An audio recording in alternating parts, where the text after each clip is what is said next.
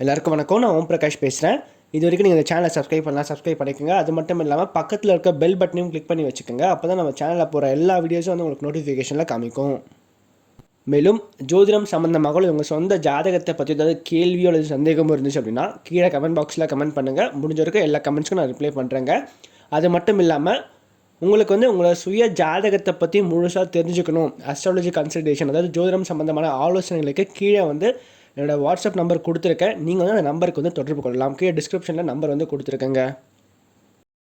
இந்த வீடியோவில் நம்ம என்ன பார்க்க போறோம் அப்படின்னா, கன்னி ராசியில் பிறந்தவங்களுக்கு 2024ஆம் ஆண்டு ஜூன் மாத ராசி பலன்களை பற்றி நம்ம தெளிவாக பார்க்க போறோங்க. இந்த ஜூன் மாதம் என்னென்ன மாற்றங்களை தரப்போது, ஏன்னா புது புது விஷயங்களுக்கு காத்துட்டு இருக்குன்னு சொல்லிட்டு தெளிவாக பார்க்கலாம் வாங்க. கன்னியா ராசி அதிபதி யாருன்னு பார்த்தீங்கன்னா புதன். கன்னியா ராசி காலபுருஷனுக்கு 6வது ராசியா வருதுங்க. நட்சத்திரங்களை பொறுத்த வரைக்கும் கன்னி ராசியில உத்திரம் 2, 3 மற்றும் 4ஆம் பாதமும், ஹஸ்தம் முதல் 4 நட்சத்திர பாதங்களையும், சித்திரை முதல் 2 நட்சத்திர பாதங்களையும் கொண்டுள்ள ஒரு ராசி தாங்க இந்த கன்னி ராசி. கன்னி ராசிக்காரங்களை பொறுத்த வரைக்கும் இந்த ஜூன் மாதம் பார்த்தீங்கன்னா உங்களோட வாழ்க்கையில ரொம்ப நாளைக்கு அப்புறம் நல்ல ஒரு ஏற்றங்கள், நல்ல ஒரு மாற்றங்களோட வாழ்க்கையில் நடக்க போகுது அப்படின்னு தான் சொல்லணும். காரணம் என்ன அப்படின்னு பார்க்கும்போது, இந்த மாதத்துல உங்க ராசியாலும் சொல்லப்படக்கூடிய புதனும் பாக்கியம் சொல்லப்படக்கூடிய சுக்கிரனும் சேர்ந்து பாக்கிய ஸ்தானத்துல இந்த மாதத்துக்கு முதல் பகுதியில் இருக்க போறாங்க.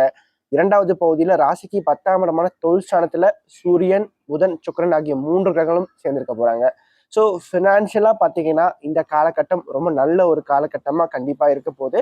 வாழ்க்கையில உங்களுக்கு இது நாள் வரைக்கும் இருந்து வந்த தொழில் ரீதியான பிரச்சனைகள், போராட்டங்கள் அனைத்தும் வந்து விலகக்கூடிய ஒரு காலகட்டமா தான் இந்த காலகட்டம் இருக்க போகுதுங்க. ஏன்னா கன்னியா ராசிக்காரங்களை பொறுத்த வரைக்கும் கடந்த காலங்களில் ரொம்ப ஃபினான்ஷியலாக ரொம்ப ஸ்ட்ரகிள் பண்ணிட்டு இருக்கீங்க அப்படின்னு சொல்லலாம். அதுவும் இல்லாமல் கடன் பிரச்சனை, அது மட்டும் இல்லாமல் வேலை செய்யறதுலையும் பார்த்தீங்கன்னா பெருசாக ஒரு நிம்மதி இல்லாத சூழ்நிலை, அது மட்டும் இல்லாமல் வீட்லேயும் பார்த்தீங்கன்னா தேவையில்லாத பிரச்சனை, அதே மாதிரி தேவையில்லாத வீண் செலவுகள்னு சொல்லிட்டு வாழ்க்கையில நிறைய ஒரு கஷ்டங்கள் அந்த ஃபினான்ஷியலாக ஸ்ட்ரகிள் பண்ணிட்டு இருக்கீங்க, வேலை செய்யறதுலையும் கொஞ்சம் ஸ்ட்ரகிள் பண்ணிட்டு இருக்கீங்க அப்படின்னு சொல்லலாம் கடந்த காலங்களில். ஸோ இந்த மாதம் கண்டிப்பாக வாழ்க்கையில ஒரு மாற்றத்தை ஏற்படுத்த போது, ஓரளவுக்கு நல்ல ஒரு இம்ப்ரூவ்மெண்ட்டை கொண்டு வந்து சேர்க்க போகுது அப்படின்னே சொல்லலாம்.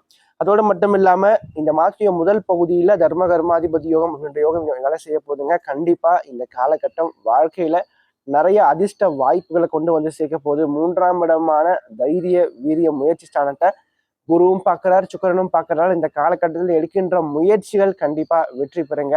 அது மட்டும் இல்லாம உங்களோட சகோதரி இருந்தால் அவங்க வழியிலும் சில நல்ல விஷயங்கள், சில ஆதாயமான விஷயங்களோட வாழ்க்கையில் நடக்க போகுது அப்படின்னு சொல்லாங்க. அது மட்டும் இல்லாமல் மனசுல ஓரளவுக்கு தன்னம்பிக்கை கண்டிப்பா பிறக்கும். எந்த ஒரு சூழ்நிலையும் நம்மளால சமாளிக்க முடியுன்ற ஒரு எண்ணம் மனசுல அதிகரிக்குங்க. அது மட்டும் இல்லாம நல்ல ஒரு தர்ம சிந்தனை மனசுல அதிகமா ஓடுங்க. நிறைய தான தர்மம் அதிகமா பண்ணுவீங்க, நிறைய புண்ணியத்தை சேர்த்து வச்சுப்பீங்க. அதே மாதிரி ரொம்ப நாளா வந்து நிவர்த்தி செய்ய முடியாம இருந்த அந்த நேர்த்திகள் அனைத்தும் நிவர்த்தி செய்யக்கூடிய ஒரு காலகட்டமா இந்த காலகட்டம் இருக்குங்க. அதற்கடுத்து வந்து பாத்தீங்கன்னா தந்தை வழி உறவுகளால் சில நல்ல ஒரு ஏற்றங்கள் இந்த மாதத்துல காத்துட்டு இருக்குங்க. அதே மாதிரி தந்தை வழி உறவுகிட்ட இருந்த அந்த கருத்து வேறுபாடுகள் வந்து சரியாகக்கூடிய ஒரு காலகட்டமா, தந்தையினுடைய சொத்து அல்லது தந்தை வர்க்கத்தின் சொத்து வந்து கிடைக்கிறதுல ரொம்ப நாளா பிரச்சனை இருந்துச்சுன்னா அந்த பிரச்சனைகள் தற்போது தீருங்க. சொத்துக்கள் கைக்கு வந்து சேரக்கூடிய ஒரு காலகட்டமா இந்த காலகட்டம் இருக்குங்க. மேலும் கோர்ட்டு கேஸு வம்பு வழக்குன்னு சொல்லிட்டு ரொம்ப நாளா இழுபறியா இருக்கின்ற விஷயங்கள் தற்போது ஒரு முடிவுக்கு வந்து சேரப்போகுதுங்க. அதற்கடுத்து வந்து பாத்தீங்கன்னா இந்த காலகட்டத்தை பொறுத்த வரைக்கும் புகழ், அதாவது ரொம்ப நாளா வந்து நீங்க இயங்கிக்கிட்டு இருந்த ஒரு விஷயம் கண்டிப்பா கிடைக்கும். அதே மாதிரி வேலை செய்ய இடத்துல உங்களுக்கு இது நாள் வரைக்கும் கிடைக்காத ஒரு அங்கீகாரம் கண்டிப்பா இப்ப கிடைக்குங்க. அதாவது பட்டம், பதவி, பெயர், புகழ், அந்தஸ்து தேடி வரக்கூடிய ஒரு காலகட்டமா தான் இந்த காலகட்டம் கன்னியா ராசிக்காரங்களுக்கு இருக்க போது. சமுதாயத்திலையும் பார்த்தீங்கன்னா அவங்களுக்குன்னு சொல்லிட்டு ஒரு பெயர், புகழ், அங்கீகாரம் கண்டிப்பா கிடைக்குங்க. புதிய புதிய அறிமுகங்கள் வாழ்க்கையில தேடி வரப்போகுதுங்க. அது மட்டும் இல்லாம வேற்று மொழி அல்லது வேற்று மதம் சார்ந்த நபர்களாலையும் சில ஆதாயங்கள் உங்களுக்கு உண்டு அப்படின்னே சொல்லலாம் இந்த காலகட்டத்தை பொறுத்த வரைக்கும். அதற்கடுத்து வந்து பாத்தீங்கன்னா ராசிக்கு 10ஆம் இடத்துல இந்த மாதிரி 2வது பகுதியில சூரியன், புதன், சுக்கிரன் ஆகிய 3 கிரகங்களும் சேர்ந்திருக்காங்க. அதாவது 10ஆம் அதிபதியும் 2ஆம் அதிபதியும் ஒன்றாக சேர்ந்து ராசிக்கு 10ஆம் இடத்துல உட்கார போறாங்க. ஸோ இந்த காலகட்டத்தை பொறுத்த வரைக்கும் வேலை இல்லாம இருக்கக்கூடிய கன்னியா ராசி இளைய பருவத்திற்கு நல்ல ஒரு வேலை கண்டிப்பா கிடைக்குங்க. படிச்சு முடிச்சு நல்ல ஒரு உத்தியோகம் இல்லாம இருக்கிறவங்க, இருந்த வேலையை விட்டுட்டு இன்னொரு வேலையை தேடிட்டு இருக்கிறவங்க, அல்லது இருக்கிற வேலையில இன்னொரு வேலைக்காக ஒரு இடமாற்றத்துக்காக முயற்சி பண்றவங்க, இவங்க எல்லோருக்கும் வந்து பாத்தீங்கன்னா நல்ல ஒரு சாதகமான ஒரு காலகட்டமா இந்த காலகட்டம் இருக்குங்க. கூட 12ஆவது சொல்லப்படக்கூடிய சூரியனும் சேர்ந்து இருக்கிறது கண்டிப்பா நல்ல ஒரு நிர்வாக திறமையை கொடுக்குங்க. அது மட்டும் இல்லாம இருக்கிற இடத்துல நல்ல ஒரு ஹெட் லெவல் போஸ்டிங்க்கு நீங்க வந்து போறதுக்கான வாய்ப்புகள் இருக்குங்க. அதே மாதிரி பார்த்தீங்கன்னா சொந்த ஊரை விட்டு வெளிநாடு போகணும், வெளியூர் போகணும்னு சொல்லிட்டு முயற்சி பண்ணிட்டு இருக்கீங்க, அங்கே ஒரு வேலைக்காக முயற்சி பண்றவங்களுக்கு கண்டிப்பா அதற்கான வாய்ப்புகள் தேடி வரும். ஏன்னா 12ஆம் அதிபதியே போய் 10ஆம் இடத்துல உட்காரும் போது கண்டிப்பா இருக்கிற இடத்த விட்டு வெளியே போய் பழைக்கணும், சரிங்களா?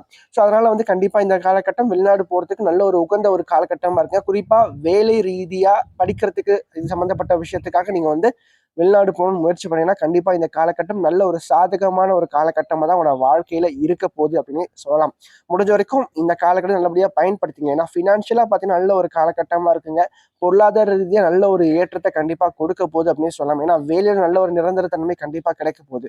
குறிப்பா நான் ஏற்கனவே சொன்ன மாதிரி இந்த பணி நிரந்தரம் ஆகாதவங்க, டெம்பரவரியான ஜாப்ல இருக்கலாம், பார்த்தீங்கன்னா ஒரு பர்மனண்டான ஒரு வேலை கிடைச்சு அங்கேயே செட்டில்மெண்ட் ஆகிறதுக்கான வாய்ப்புகள் ரொம்ப அதிகமா இருக்கு அப்படின்னு சொல்லலாம். ஸோ வேலை, தொழில் போன்ற ஜீவன அமைப்புகளை பொறுத்த வரைக்கும் இந்த ஜூன் மாதம் கன்னியா ராசிக்காரங்களுக்கு நல்ல ஒரு காலகட்டமா தான் இருக்க போகுதுங்க. கண்டிப்பா நல்ல ஒரு ஏற்றத்தை கொண்டு வந்து சேர்க்க போகுது அப்படின்னே சொல்லலாம். அதுக்கடுத்து ஃபேமிலி லைஃப்குள்ள போகலாம். அதாவது குடும்ப வாழ்க்கையை பார்க்கும்போது இந்த காலகட்டத்தை பொறுத்த வரைக்கும் ராசிக்கு 6ஆம் இடத்துல சனிங்க, 8ஆம் இடத்துல செவ்வாய். ஸோ இவ்வளோ நல்ல விஷயங்கள் நான் சொல்லிட்டேன். கொஞ்சம் நெகட்டிவான விஷயங்களும் இந்த மாதம் காத்துட்டு இருக்கு. நன்மை, தீமை ரெண்டுமே வந்து பார்க்கறது தான் வந்து முக்கியமான விஷயம். ஸோ அந்த வகையில பார்க்கும்போது ராசிக்கு 2ஆம் இடமான குடும்பஸ்தானத்தை செவ்வாய் பார்வை செய்கிறார். அட்டமாதிபதி 2ஆம் இடத்தை பார்க்கிறார். ராசிக்குள்ள கேது இருந்தாலும் குரு பார்வையில கேது இருக்கிறது சிறப்பு தான். ஸோ இந்த காலகட்டத்தை பொறுத்த வரைக்கும் கன்னியாராசிக்காரங்களுக்கு மனசுல கொஞ்சம் விரக்தி அப்படின்றது கண்டிப்பா இருக்கும். மேலும் குடும்ப வாழ்க்கையில சின்ன சின்ன கருத்து வேறுபாடுகள் கண்டிப்பா வரும். கொஞ்சம் குடும்பத்துல நீங்க விட்டு கொடுத்து அனுசரிச்சு தான் போகணும் இந்த மாதத்தை பொறுத்த வரைக்கும். அதே மாதிரி எதையுமே எடுத்தோம் கவுத்தோன்னு செய்யாதீங்க. கொஞ்சம் யோசிச்சு பொறுமையா செய்யுங்க.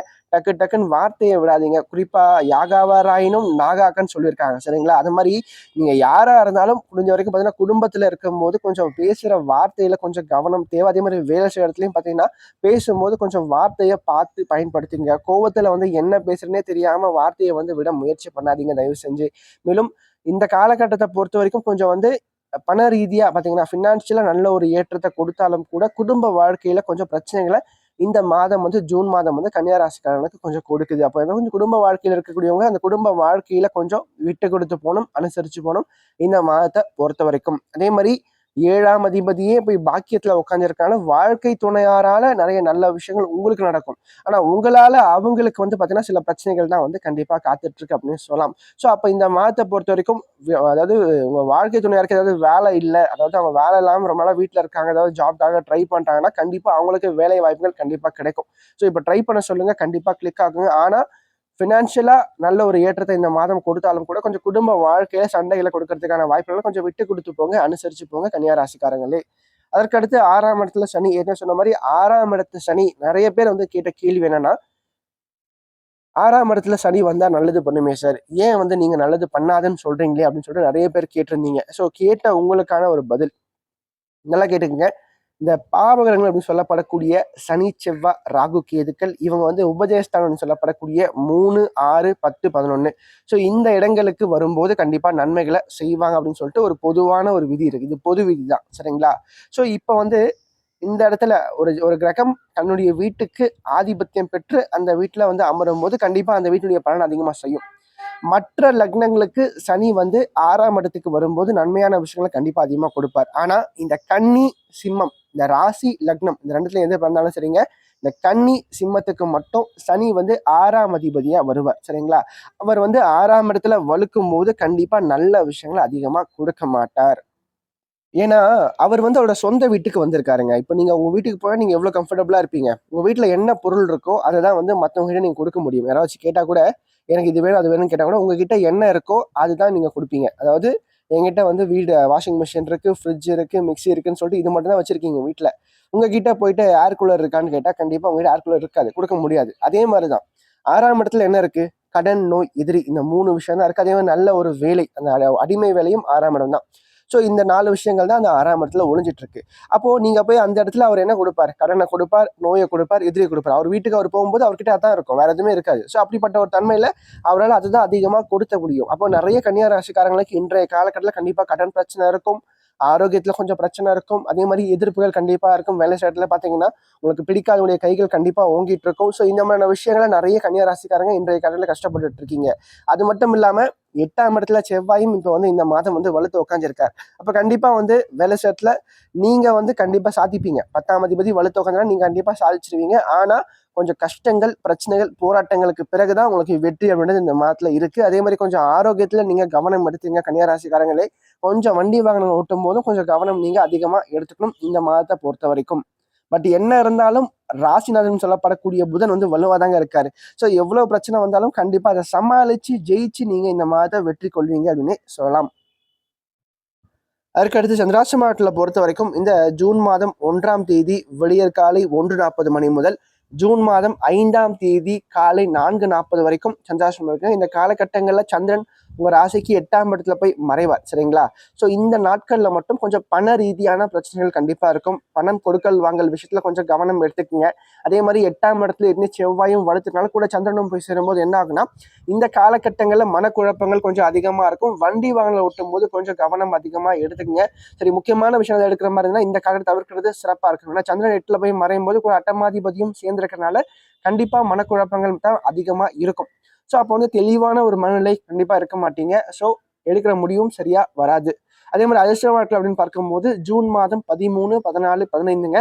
அது மட்டும் இல்லாமல் அதிர்ஷ்டமான நிறம் அப்படின்னு பார்க்கும்போது இந்த காலகட்டத்தை பொறுத்த வரைக்கும் மஞ்சள் மற்றும் நீலம். அதிர்ஷ்டம் இல்லாத நிறம் அப்படின்னு பார்க்கும்போது சிவப்பு மற்றும் வெள்ளை.